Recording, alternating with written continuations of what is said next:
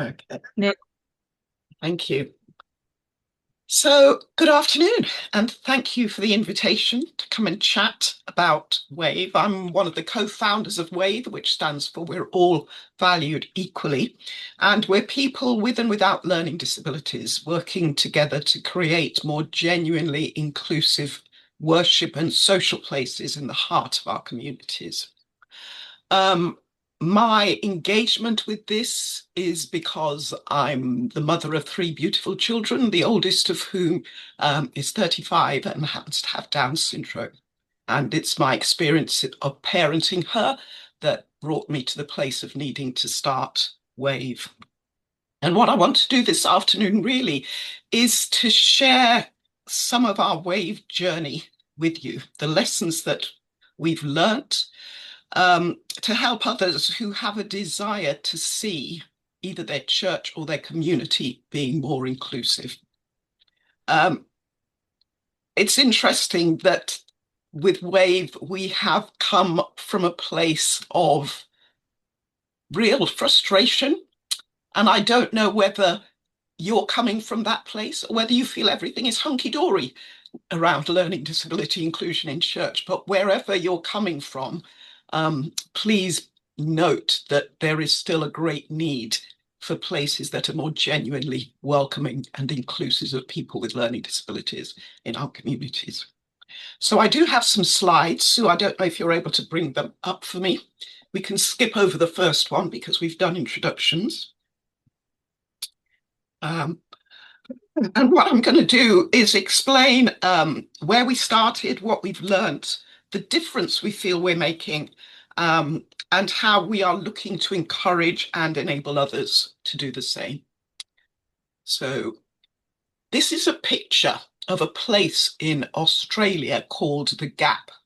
And I've included this picture because myself and others experienced a real gap in provision of accessible worship places and also opportunities to be involved actively in the life of our community when our children reach the age of either 19 or 25. That seems to be the point at which most opportunities to be involved with inclusive youth work or inclusive groups within the community seem to come to an end. I don't know why funders think that suddenly at the age of 19 or 25, you're fine. But the fact is that for most families, there is a cliff edge at that point, and all opportunities to be involved with what's going on around them in church and in community seems to really hit a cliff edge.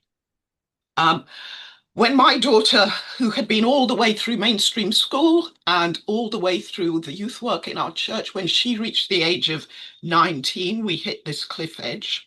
And I happened to go to Spring Harvest that year. And I was crying out to God for an answer as to what do we do next? Where can Jess go next to actually continue to meet with her mainstream peers? And two things happened. Firstly, I went to a meeting where it was not dissimilar to this meeting, where there was somebody speaking about how to better include people with disabilities in church. And what I heard were all the things that I, as a parent, needed to do in order for my church to be welcoming of my child, which felt like a huge burden on top of everything else I was doing to support my daughter. Um, but thankfully, there was a lady in that meeting. She was actually there with her son, who was in a wheelchair. He was non-verbal. And the most helpful thing I heard in that meeting was her saying that when God looks at my son, he sees perfection. And that was something that was, it blew my mind. I'd never heard a simple statement like that. All I'd heard while Jess was growing up was all the things she couldn't do, all the things she would never do. And to hear someone say, actually, in God's eyes, she's perfect the way she is. So that really encouraged me. And the other thing that encouraged me at that Spring Harvest was coming across the charity prospects and knowing that they had think at the time it was a couple of hundred groups around the country providing inclusive worship. And I thought, brilliant, there'll be one in London. It's the most populous city in the country. There's bound to be a prospects group in London. I went searching and I couldn't find one in London. Years later, I discovered there was one, but that's indicative of one of the issues that we have, that there are pockets of good practice all over the country, but they're under the radar. It's only via word of mouth. Most people seem to find out about it. I know prospects used to say that they were the best kept secret in the church, which was, anyway, frustrating to say the least. But after about a year of praying and wandering and wrestling with God, we eventually decided that we were going to start an inclusive worship group in Muswell Hill in North London. If you could go on to the next slide. And what we started was Wave Church. And that started on Disability Sunday in 2010. And as you can see on the slide, Wave Church is a monthly gathering. We meet on the second Sunday of each month. And it's a place where people with learning disabilities, parents, carers, and friends come together. And you can see on the flyer the things that we do when we come together. We learn more about God. We pray together. We sing together using Makaton signing. And we use whatever we can, whether it be craft, drama, games, interactive illustrations, to simplify the message in the Bible that we're looking at each month. And the aim is that we grow in faith and friendship together. We started with 2 people with learning disabilities, my daughter and one other person. And it was about 5 or 6 months before anybody new came. And during that time, we could have easily given up and said, well, maybe we're mistaken. Maybe there isn't a need for this sort of group after all. But with the benefit of hindsight, I can see that God was giving us time to grow in confidence with what we were doing before he brought anybody new.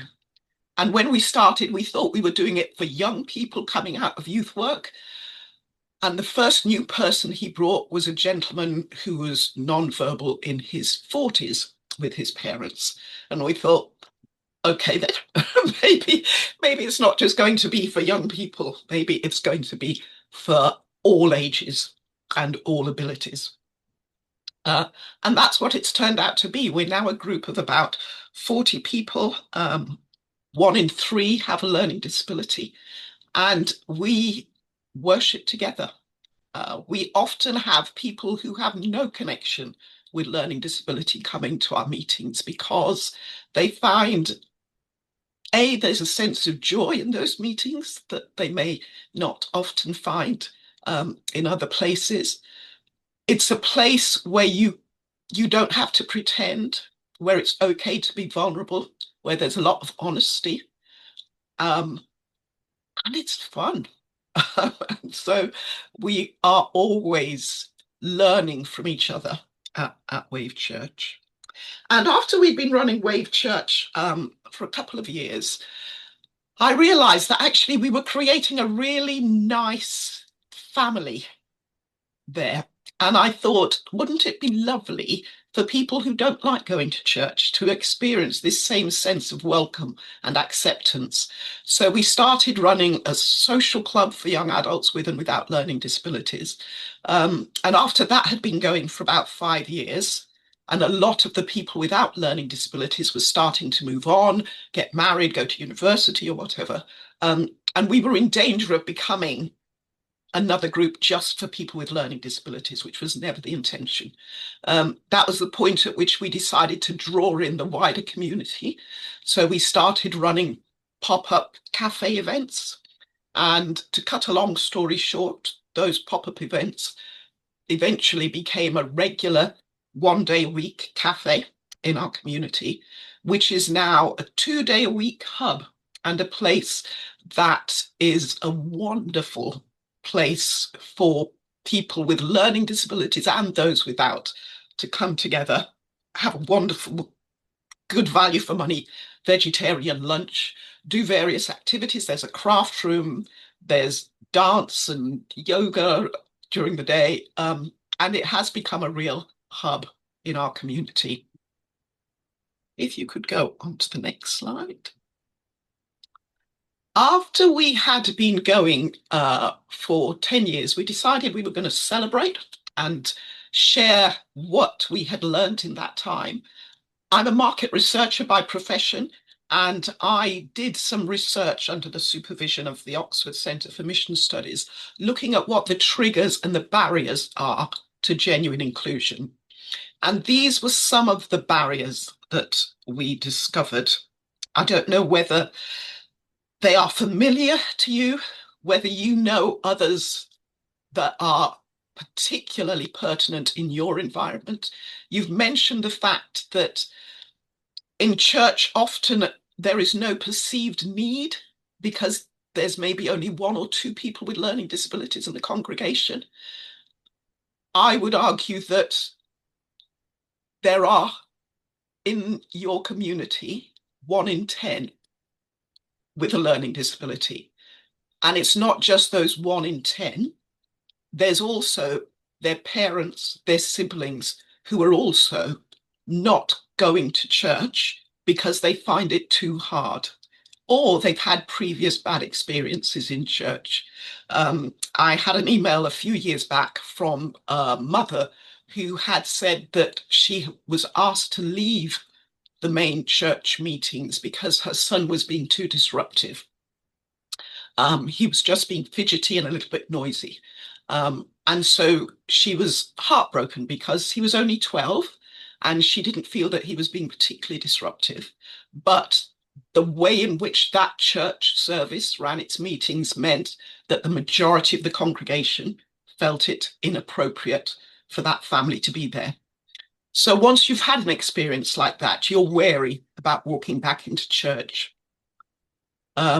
There's also a lot of anxiety about not wanting to say or do the wrong thing. And this is both for people with learning disabilities and for those without. There's real anxiety around how you behave around people who are different, who may not understand. And that is a huge barrier.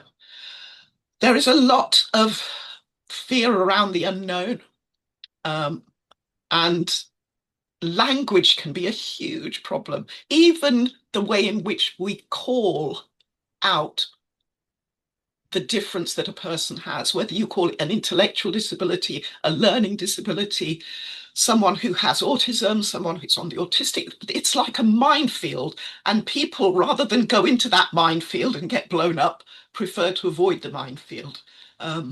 So there were a lot of things that came up as to why it was proving difficult for churches to start ministry in this area. If you could go on to the next slide. But there were things that we found helped. And I have to say that we decided to start as a hybrid pastorate, if that is language that makes any sense. So we didn't start by trying to make our whole church more inclusive. We started by running our special interest group, if you like, called WAVE, We're All Valued Equally. And that group is part of our church in the same way that small groups, Bible study groups, pastorates are. But we're not trying to change the whole church, because that's quite a big step. The other advantage of doing something that is smaller and more smaller and easier starting place for people to walk into is that everybody involved in WAVE grows in confidence. And after about 5 years, we then were invited into our church to run a service. And it's that way that our church experienced what it means to be inclusive. So it wasn't just one person saying, please, can you do this? Please, can we try and do that? And the whole congregation thinking, is there a need? We are an army of, we were 16 people last Sunday when we went into our local church, showing them what inclusive worship looks like. And the whole congregation, 150, 200 people, were participating in church done our way rather than our members having to participate in church done in a way that they find difficult. So the things that we found helped when we started Wave Church, there were maybe 10 of us, parents, a couple of people with learning disabilities, friends. And when we started, as I say, it took us about 6 months before anybody new came. But the new people that did come did not come on the back of the flyers that we put out or the letters that we wrote to local churches saying, we're starting this group, please will you send people? They came through personal invitation of others involved in our group. So the learning from this is that if you are going to try to start something genuinely inclusive, you have to have connection with the learning disability community. You have to already have some people who are involved either with learning disability charities or learning disability support groups or learning disability schools, colleges, so that you are tapping into a network where what you're trying to do can be shared. It'll be more trusted if people are being invited by someone they know. If you could click onto the next point. The other thing that helped when we first started was providing a relaxed and welcoming space. And what that looks like will vary by venue. But for us, we sat in a circle. We were not sat in rows. We had tables out that we had craft activities on when people came in. So there was something that people could immediately start to get involved with. They weren't forced to chat to each other from the get-go. And we have, in some groups where they have members who struggle with being in a large space, they have pop-up tents so that people have a safe space they can go and sit in if it all becomes too overwhelming. Some have bean bags, so it varies by the people that you have coming and what will make them feel relaxed in that space. People are allowed to get up and wander around. There's a breakout space people can go into if they need to and come back into the main meeting. So it's things like that that help people to feel relaxed. We have familiar songs that we sing at the beginning and the end of the meeting. So there is that sense of, okay, I know where I am.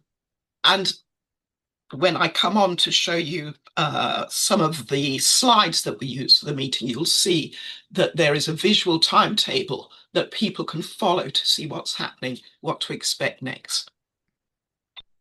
A leveling integrating activity. I didn't know this term until I did the research with OCMS. What it means in its simplest form is just something that everybody can do that is easy and fun.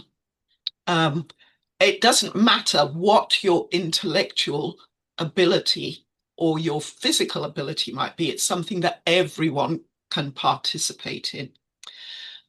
We have a ready-made leveling integrating activity because we worship together. But at Wave Club, where this was a social group coming together, we had to think of ways in which we could have everybody engaging. And we did things like, we had a range of things. We had a chocolate tasting session. We had self-defense. We had circle song. We had egg blowing. I mean, these were things that it didn't matter whether you were a medical consultant, a businessman from the city, or one of our members with learning disabilities who were all sat round the table together. They had fun doing an activity, focusing on doing that activity together. The next point. Yes, this is something which we discovered made it easy for people who were really anxious. They had the heart to be there. They wanted to support what we were doing, but they were really anxious about being there. And this was people with learning disabilities and people without learning disabilities. And we found what helped was to give them a task. So they knew, I'm coming to make the tea, or I'm coming to help set up. You're not coming in and not knowing what to do, or feeling awkward about who to talk to or how to get involved. You're coming in to do that task. Um, and that, what we've discovered is, once, for some reason, the kitchen is always the safe place. It's like at parties, people gravitate towards the kitchen. Kitchen always seems to be the safe place, but then people start to grow in confidence and start to have conversations, and then start to feel more confident about moving out and getting involved in different ways. So those were the things that helped when we started. If you could go on to the next. Showing acceptance. This is something, again, that we discovered was really important. And the way in which I'm talking about that is in terms of having experienced pioneers in your meetings. Experienced pioneers are people who have grown up being in mixed ability families or mixed ability environments. And for them, it's water off a duck's back going into a meeting where there are people with and without learning disabilities. They are the sort of people who others can look at as examples of how to be a non-anxious presence in the room. Examples of how you deal with behavior that you might never have seen before. Examples of how to just basically be relaxed around people who are different. When you see others doing it, you learn by seeing. I was saying to Sue earlier, when we spoke about this, she was saying, well, if you can give some top tips. And I'm saying, well, there aren't any really top tips that you can give that will guarantee your inclusive environment will work. You just have to jump in and give it a go. It's like learning to dance. At some point, you just have to get onto the dance floor and start dancing. And watching others and being shown by others how to do it is how you learn. There's no manual. Investing time, this is investing time from two perspectives. First of all, it takes time to create a welcoming, accepting, loving place. So don't expect to start and it to happen immediately. You have to be prepared to take time for that to happen. The other thing around inclusive worship meetings is, I think it takes 2 or 3 times as long to write a 5 to 10-minute talk as it does to write a 20 to 30-minute sermon, because you write it all out and then you just have to chop away and think, actually, what is the main points? What is the thing that everybody will understand from this Bible passage? And you invest time in demonstrating that one point as simply as possible, as interactively as possible, as visually as possible, so that people can get it. And having fun together. If there's no laughter at a Wave meeting, then we know we failed, basically.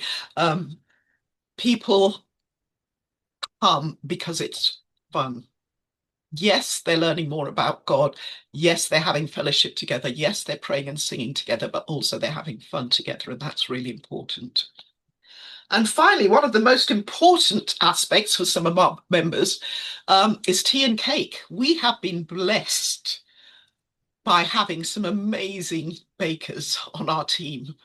Each time one has had to move on, God has graciously provided another brilliant baker. And it's a fundamental part of the ministry, I have to say. So yeah, tea and cake, don't forget that. And then finally, faithful prayer warriors. When I first had the idea of Wave, I am not trained in ministry. I still don't think I'm doing ministry. I'm just trying to do what I can to make a place that is a good place for people with and without learning disabilities to come together and worship. But when I started, I was so lacking in confidence. I was lacking in any sense of how we're going to do this, of whether I was hearing God correctly. And I was really blessed by having one of the elder members of our congregation, who has passed on now, sadly, and she would pray with me every month. We would look at what I was struggling with, and she would just sit and pray through these things with me. And each month when I went back, 9 out of the 10 things I was struggling with, we could give thanks for having seen progress around. The faithful prayer warriors that we have do tend to be the more elderly members of our congregation, but what I've found is that they also get a sense of being valued because they have a role in the ministry. They have a really important role by being the prayer warriors for us. The type A people like me that just want to get on and do stuff, we can often forget the importance of praying and taking time to do it. So having faithful prayer warriors who are willing to do that in the background and encourage you to remember to do it is also really important. So those are some of the factors that we discovered were important. What are the lessons that we've learned about putting it into practice? So this is a picture of one of our Wave Church meetings. You can see there's a mix of people, mix of ages, mix of abilities in that picture. And what everybody is holding is a piece of art that we created when we were looking at the armor of God. We did some spray painting of a, what do you call the people? Oh, skateboarder.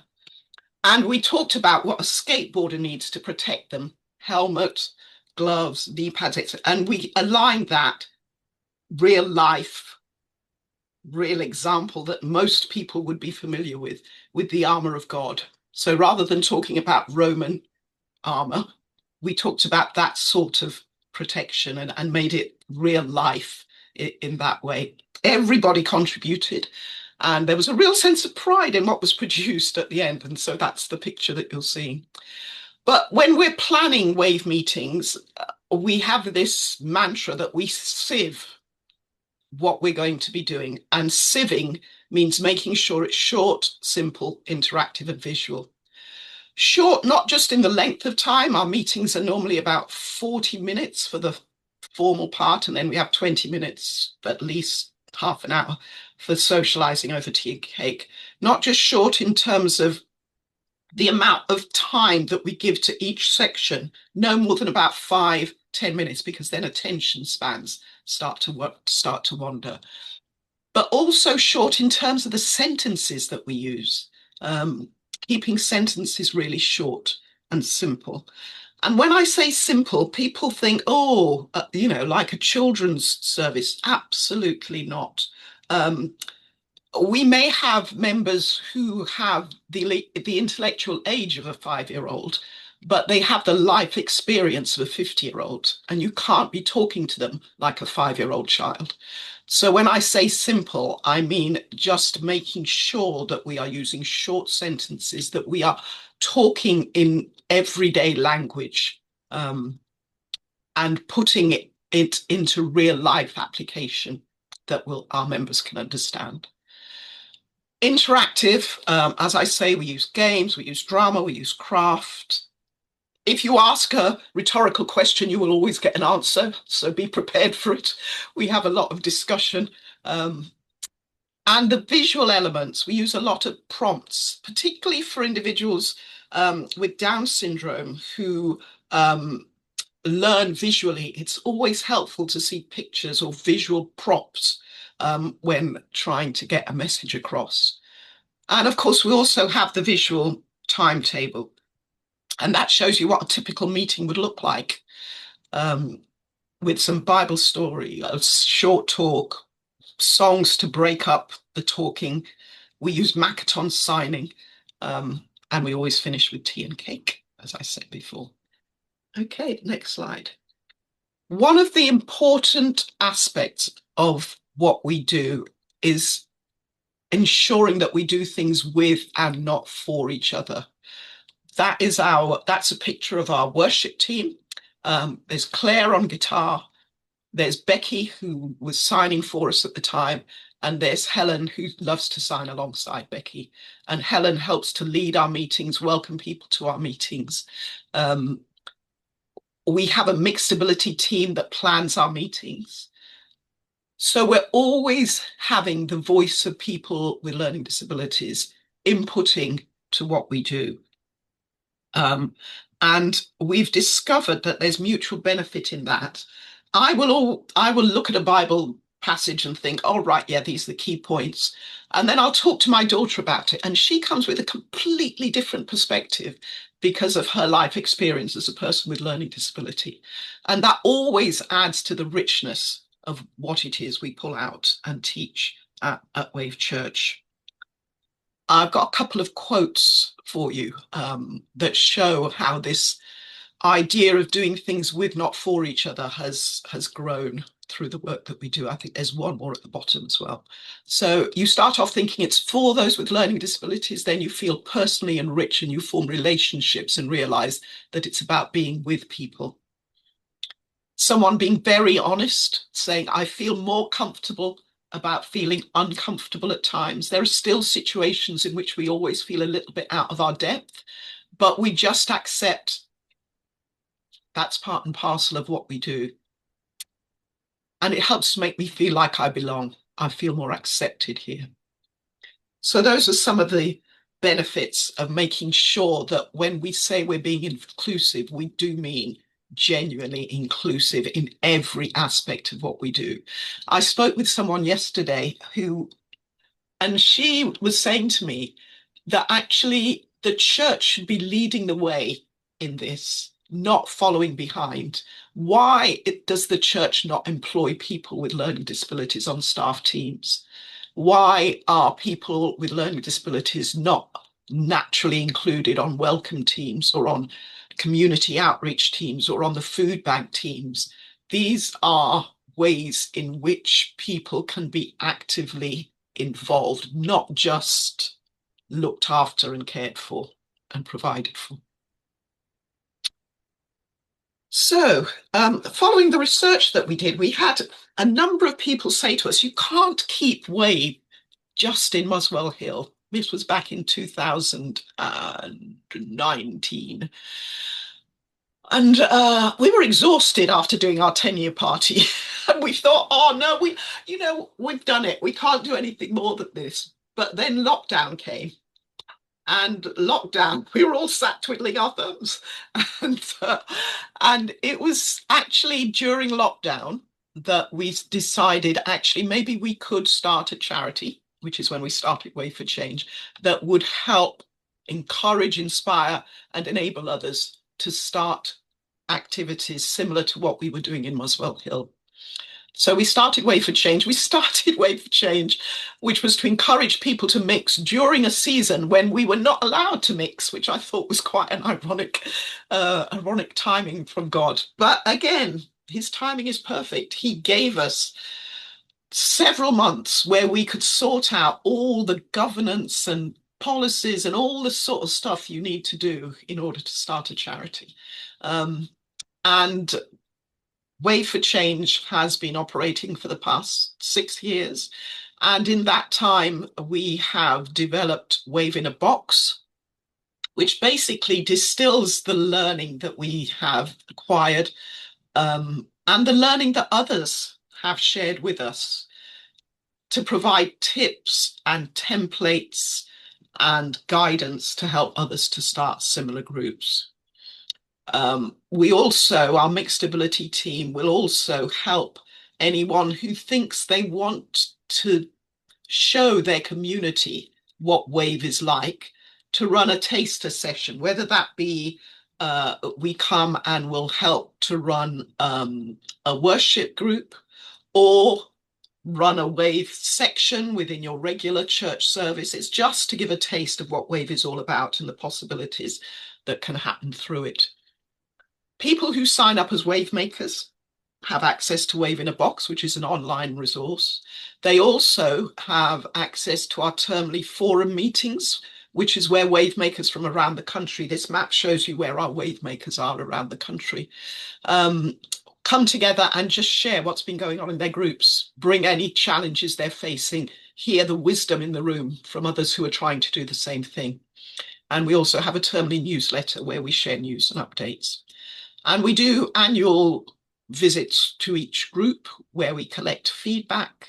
And it's a chance for us to just see the groups in action and to support and encourage them to keep on doing things with, not for, because it's not easy. It's quicker and it's easier to just have a team of 2 or 3 people without learning disabilities running these groups, but that's not really following our ethos. So we do encourage people as far as possible. They may start with 2 or 3 people without learning disabilities, but to try to encourage people with learning disabilities to get involved. If you're part of a group as you're that has been running for a while and accustomed to doing things in a certain way, I think it can be more difficult to shift to this model. It doesn't mean you should give up, though. Tiny steps, tiny steps towards, even if it's just someone standing up and saying hello and welcome to our group, that's a tiny step forward than thinking, nah, we'll never get there. Okay. Oh, sorry, one other point. We are excited that we're also developing something called, I think it's going to be called, but work in progress name is the Together Kit. So for those who don't feel they can start a regular WAVE group, this is a kit that will help you to host an inclusive social or worship gathering as a one-off. And that is something that individuals who like the idea of what we do but can't commit the time or the resource or have a venue or team to do something regularly can at least do something. So in terms of the change that that is our vision, really. We want to go from the place that we started out at, where we were experiencing negative attitudes and feeling that we were not really being actively involved in our churches and our community as families with learning disabilities, where our children, when they were born, were seen as a problem for society or a disappointment, where in church, people with learning disability were very much on the margins, not able to share the gifts that they have or the perspective that they bring to faith, where in community, people were accustomed to being ignored or avoided or excluded, particularly when they reach adulthood. That is where we started. But what we've seen through the work that we do at WAVE is in the parent and baby groups that are run, this is a place where new parents come, often saying they haven't been out the house for 3 months because they're still dealing with the adjustment of having a child they didn't expect to have. And going to a normal toddler or play group is really hard when you're seeing others reaching those milestones that you know your child might never reach. So having a place where new parents with their babies with additional needs can feel valued, can support each other and see their children being celebrated. Having places like WAVE Church where we lead and worship together as loved and important parts of God's family. We are one body, and if any part of the body is missing, the whole body suffers. And so having places where we are worshipping together, irrespective of our abilities or disabilities, is the vision. And finally, the social and community aspect, places where we enjoy doing integrating activities together and where the wider community can see what genuine inclusion looks like. That's the vision. That's the vision for WAVE. And don't take my word for it. This is a graphic showing some of the words that our members use to describe what it's like being part of WAVE. These are individuals with and without learning disabilities, people of all faiths or none, who were asked to describe what WAVE means to them. And I love the fact that I'm always guessing it's a person who with learning disability who said, yeah, it's okay. But it's that sense of being a place where there is a sense of God's love, which is open to all, where there's a sense of belonging, where you have a sense of purpose. You feel you're part of something which cannot be taken too lightly. So finally, um, this is a quote that I came across about inclusion, which talks about diversity is being invited to the party, inclusion is being invited to dance. We're trying to raise the bar even further at Wave. We're saying at Wave, inclusion is not just about being invited to the party and being invited to dance, but also it's about being on the party planning committee too. Choosing the food you're going to eat, choosing the dance tracks you're going to dance to, the decorations you're going to have, all that sort of stuff. And the picture that is there is the picture of our 10th anniversary party that we had. And it was a blast. So, yeah, I think that was all I wanted to say. I'm sharing details of how you can follow us on socials if that is your thing. If you prefer to chat and want to find out more or want to find out how you might get involved with us as a wave maker, then please email hello@waveforchange.org.uk. Thank you.